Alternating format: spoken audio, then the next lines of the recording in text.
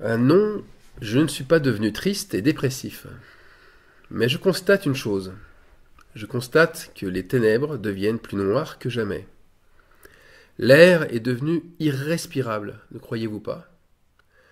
Depuis plusieurs semaines, mon nez est bouché et je n'arrive qu'à respirer que par la bouche. Le matin, je me réveille, la bouche complètement desséchée. Cela faisait bien longtemps que cette sensation m'avait quitté et qu'être enrhumé, c'était vraiment du passé. Alors ne vous moquez pas de mes propos, mais tout ce qu'un croyant vit a vraiment du sens. Aucun détail, aucune mésaventure n'est à sous-estimer et à mépriser. Notre Père céleste nous parle. Oui, il nous parle. Mais c'est toujours dans l'humilité que nous pouvons recevoir sa parole. Croire qu'il nous parle qu'à travers la Bible. Croire qu'il nous parle qu'en priant. Qu'il nous parle uniquement dans certains lieux comme les églises, ou certains moments, le dimanche par exemple. Eh bien, ce ne sont que des a priori qui ne reflètent pas du tout la réalité. Que souhaite nous dire le Seigneur? Qu'est-ce qui est devenu irrespirable? L'atmosphère autour de nous? La pollution extérieure? Ou peut-être aussi nous-mêmes, moi-même, mon atmosphère, ma pollution intérieure.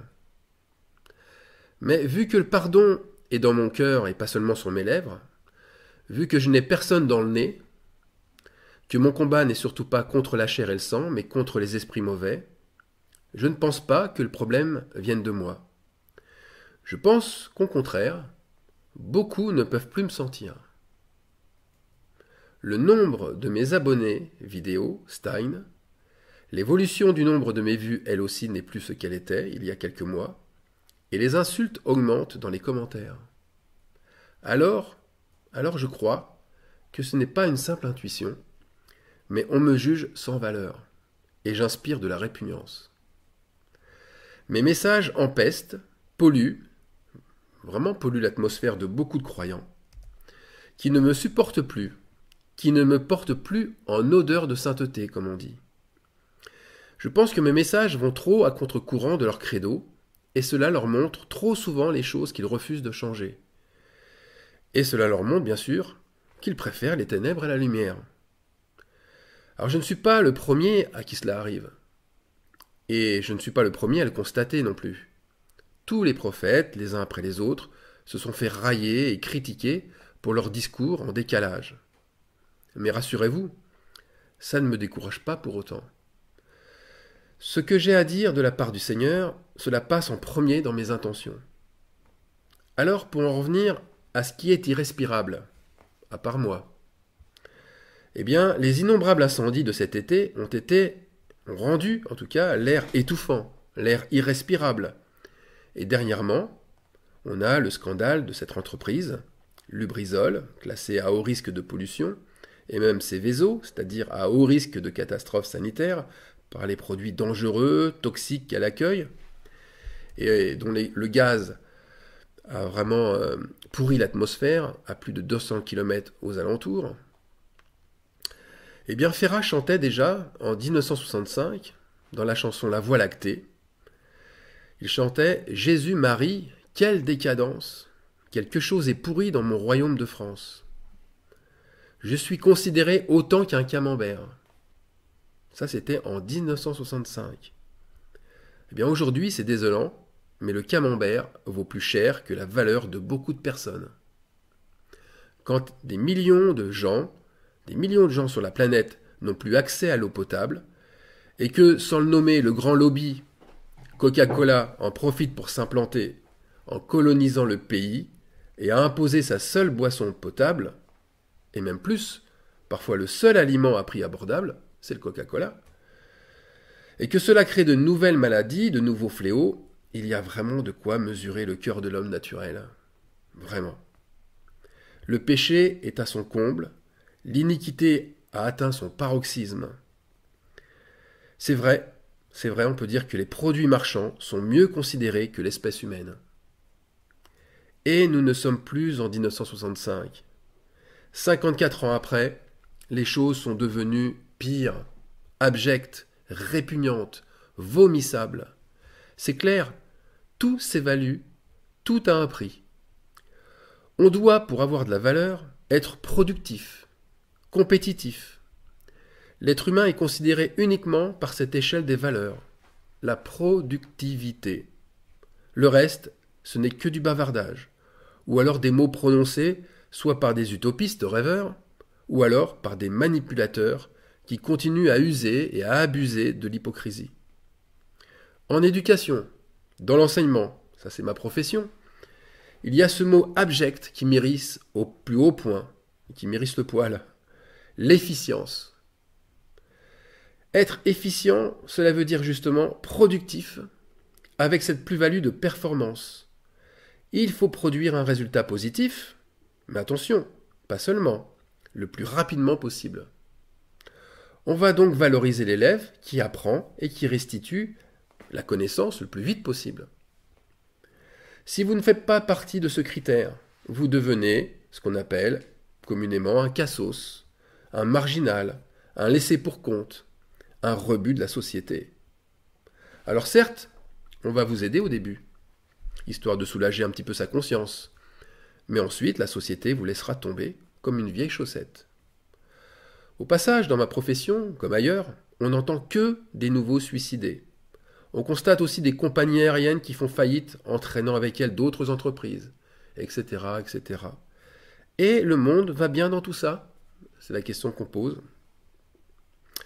Sauf que l'oppression agit sans arrêt, rendant de plus en plus difficiles les conditions mêmes d'existence dans des pays qui sont soi-disant développés, industrialisés, modernes et progressistes. Pourquoi tout va crescendo et que le milieu chrétien, qui devrait être mis à part, n'y échappe pas? Pourquoi? Eh bien, Jésus donnait déjà la réponse, dans une parabole. La parabole du semeur qui est venu semer une partie de sa semence. Et au verset 7 de Luc, chapitre 8, nous lisons la chose suivante. Une partie, donc de la semence, tomba parmi les épines montèrent avec elle et l'étouffèrent. Alors ce verset m'amène tout naturellement à une question. Pourquoi le sol? Pourquoi le terrain est si peu fertile chez le croyant? Eh bien parce qu'il laisse croître les épines et les chardons qui sont de mauvaises herbes et qui finissent par étouffer la bonne semence. On en revient toujours à la même chose. Ce n'est pas à Dieu d'arracher les épines avant qu'elles viennent nous étouffer. Et prier pour que les épines ne poussent pas, là aussi, c'est une prière futile. Notre terrain, c'est un jardin qui demande de l'entretien, et c'est à nous et à nous seuls de le cultiver. Jésus nous dit précisément ce que représentent ces épines. Il nous le dit 7 versets plus loin dans le texte, Luc 8, verset 14. Ce qui est tombé parmi les épines, ce sont ceux qui, ayant entendu la parole, s'en vont et la laissent étouffer par les soucis, les richesses et les plaisirs de la vie, et ils ne portent point de fruits qui viennent à maturité. Donc, on le voit bien, prier c'est une bonne chose, mais attention, dans le sens de prier pour voir les épines et ensuite les arracher soi-même. C'est cela, chasser les démons. C'est ça, chasser le démon de richesse, le démon de l'incrédulité, le démon de la luxure, celui de l'orgueil. C'est arracher les épines. C'est se laver aussi, par l'eau de la repentance. C'est ça qui entretient son jardin. Alors oui, je sais, j'agace, mais j'agace en insistant toujours et encore sur la repentance. Mais dans les derniers temps, dans les temps difficiles, le peuple a le cou raide. Il croit tout savoir et il méprise l'instruction. Nous sommes exactement dans la même situation que l'était le prophète Jérémie à son époque. Jérémie disait « Les hommes de Juda et les habitants de Jérusalem, ils m'ont tourné le dos. » Ça c'est Jérémie et Dieu qui disait ça. « Ils m'ont tourné le dos, ils ne m'ont pas regardé. On les a enseignés dès le matin, mais ils n'ont pas écouté pour recevoir instruction. Ils ont placé leur abomination dans la maison sur laquelle mon nom est invoqué, afin de la souiller. » Alors la raison de tout cela? Timothée l'explique concrètement. Il montre ce que font ces épines dans le cœur, dans le terrain des croyants. Voilà le processus de l'étouffement expliqué par Timothée. 2 Timothée 3, verset 1. Sache que dans les derniers jours, il y aura des temps difficiles, car les hommes seront égoïstes, amis de l'argent, fanfarons, hautains, blasphémateurs, rebelles à leurs parents, ingrats, irreligieux, insensibles, déloyaux, calomniateurs, intempérants, cruels, ennemis des gens de bien, traîtres, emportés, enflés d'orgueil, aimant le plaisir plus que Dieu, ayant l'apparence de la piété, mais reniant ce qui en fait la force. Et la dernière phrase, éloigne-toi de ces hommes-là. Voilà les épines. Voilà les épines qui ont grandi et qui sont venus étouffer aussi ceux qui restent auprès de tels esprits, auprès de telles influences, et qui refusent de s'éloigner d'elles. Jésus n'a pas pris l'exemple des épines au hasard.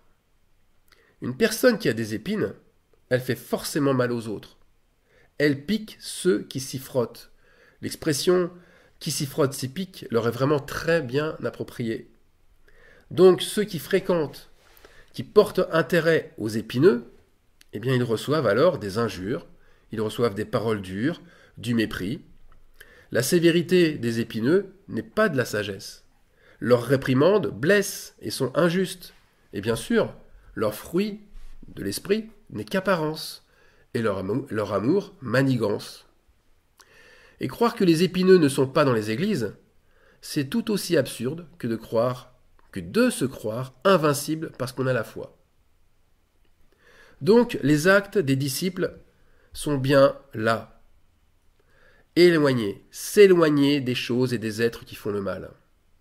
Attention, si vous continuez à dire Amen à leurs propos, Amen à leurs désirs, à leurs flatteries, vous ne faites que d'alimenter la croissance de vos épines à vous. Lisons Nombre 33, 55. D'abord, on va partir du verset 50. L'Éternel parla à Moïse dans les plaines de Moab, près du Jourdain, vis-à-vis de Jéricho. Lorsque vous aurez passé le Jourdain, et que vous serez entrés dans le pays de Canaan, vous chasserez devant vous tous les habitants. Pas quelques-uns, tous les habitants. Maintenant, verset 55. Mais si vous ne chassez pas devant vous les habitants du pays, ceux d'entre eux que vous laisserez seront comme des épines dans vos yeux et des aiguillons dans vos côtés. Ils seront vos ennemis dans le pays où vous allez vous établir. Vous voyez, s'éloigner de ceux qui vous piquent n'est pas juste un choix possible. C'est pas simplement une alternative. C'est le devoir du disciple. Un disciple qui ne doit pas s'associer avec les ronces et les épines, et donc qui ne doit faire aucun compromis avec le mal. Vous savez, il n'y a pas que dans un seul verset de la Bible qui évoque les épines et les ronces. On trouve le mot grec akanka, qui signifie épine, 173 fois.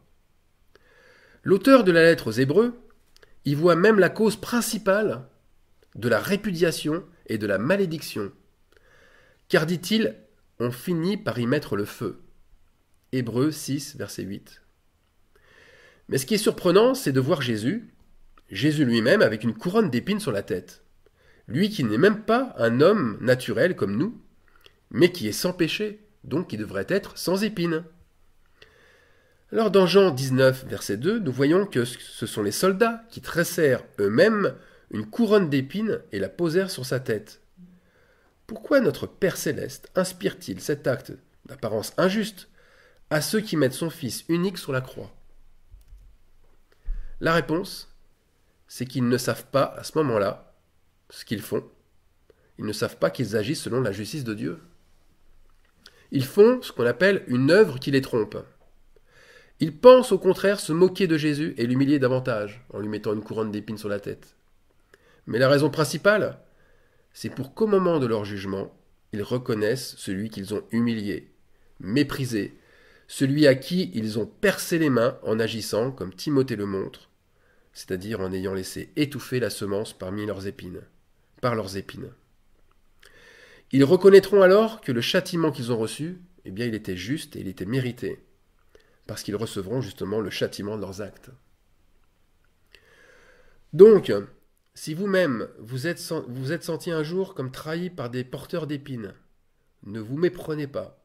L'injustice que vous avez reçue servira de témoignage à la justice rendue par Dieu. C'est pour cela que notre attitude doit être irréprochable. Irréprochable à la fois dans les bonnes comme dans les mauvaises circonstances.